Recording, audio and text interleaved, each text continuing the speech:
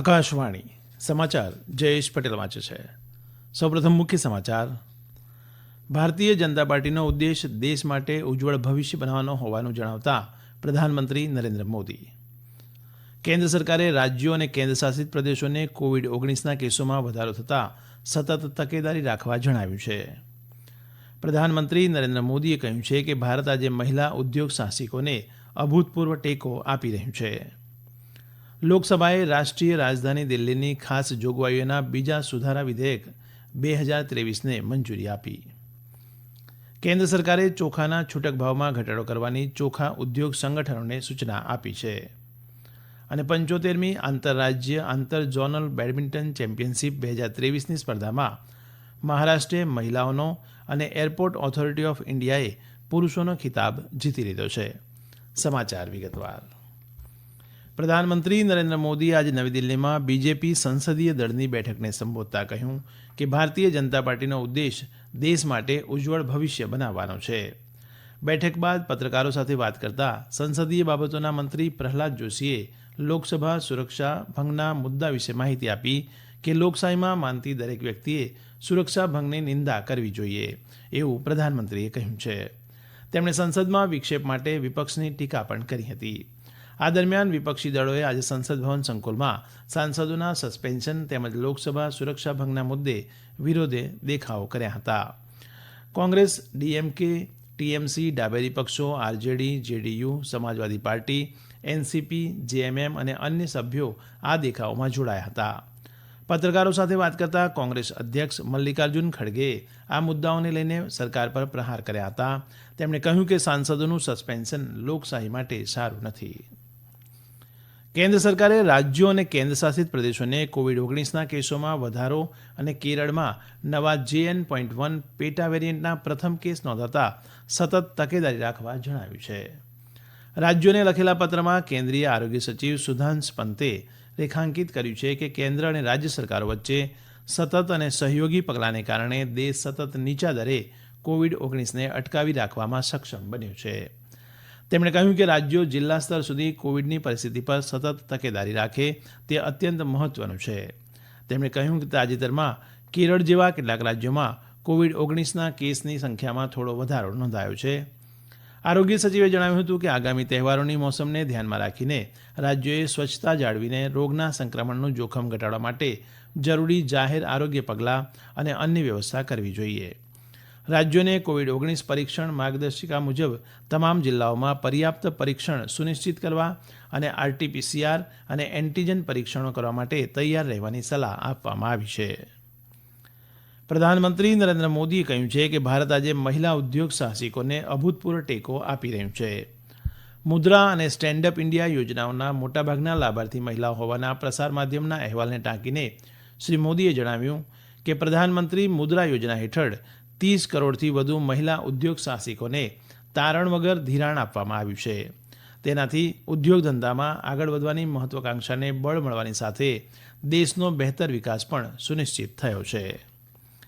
પ્રધાનમંત્રી નરેન્દ્ર મોદીએ કહ્યું છે કે ભારતનો ઝડપી આર્થિક વિકાસ માત્ર તેના નાગરિકોને જ મદદ નથી કરતો પરંતુ વૈશ્વિક અર્થતંત્રને પણ મદદરૂપ થાય છે. ભારતને અગ્રણી કામગીરી કરનારા દેશ તરીકે ગણાવવાના આંતરરાષ્ટ્રીય નાણાં ભંડોળ IMFના અહેવાલનો નિર્દેશ કરીને તેમણે ઉમેર્યું કે વૈશ્વિક વૃદ્ધિમાં ભારતનો ફાળો 16%થી વધુ રહેશે તેવી IMFએ આગાહી કરી છે. પ્રધાનમંત્રી નરેન્દ્ર મોદી આજે ગોવાના મુક્તિ દિને તેના નાગરિકોને શુભેચ્છાઓ પાઠવી છે.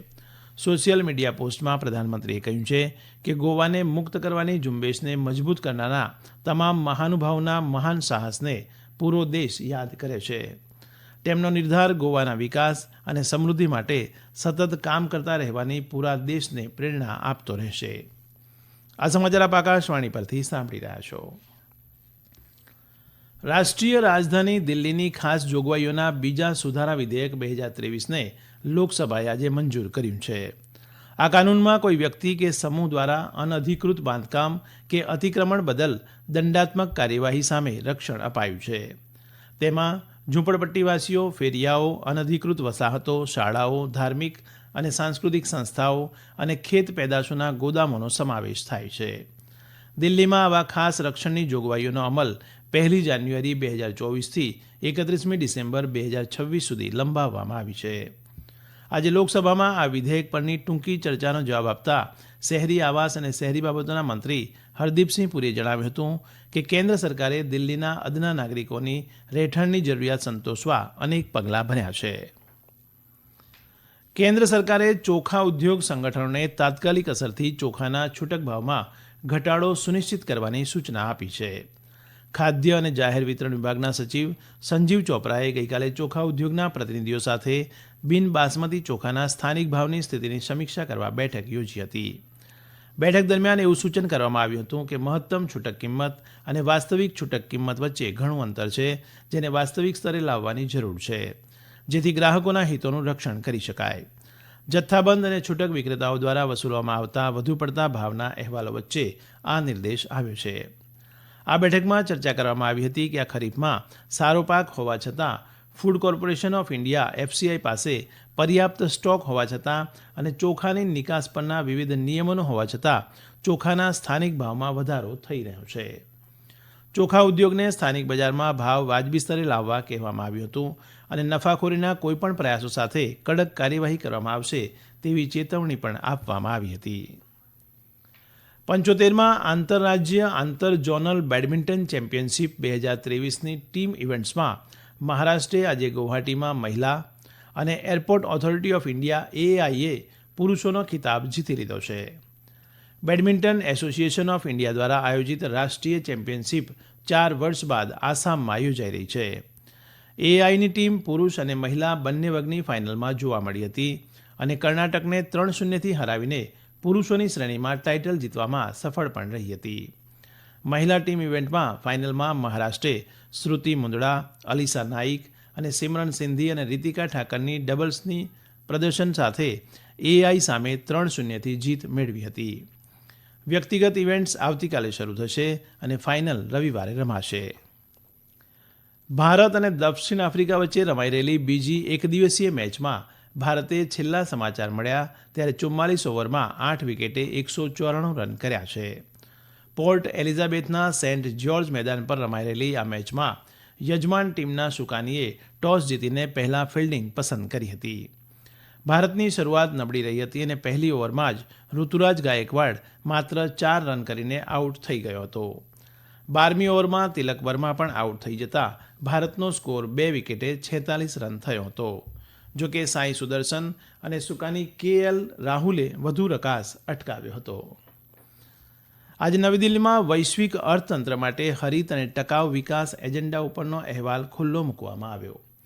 પર્યાવરણ, વન અને આબોહવા પરિવર્તન મંત્રી ભૂપેન્દ્ર યાદવે G20ના શેરપા અમિતાભ કાંત અને નીતિ આયોગના ઉપાધ્યક્ષ સુમન બેરીની ઉપસ્થિતિમાં આ અહેવાલ જાહેર કર્યો હતો.